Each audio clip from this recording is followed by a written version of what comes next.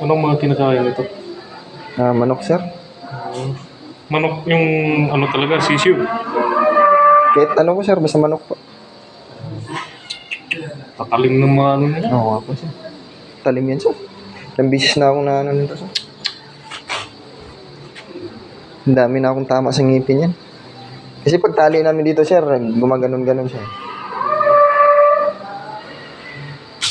Pero pag wala itong tape nito, talagang Oo. Kasi mahirap turuan yung buhaya, sir. mahirap turuan. Mahirap turuan. Mas madali ba yung layon? Oo, sir. Mas madali. Lari.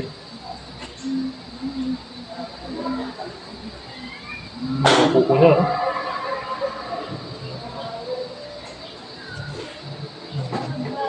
Okay na? Okay na, sir.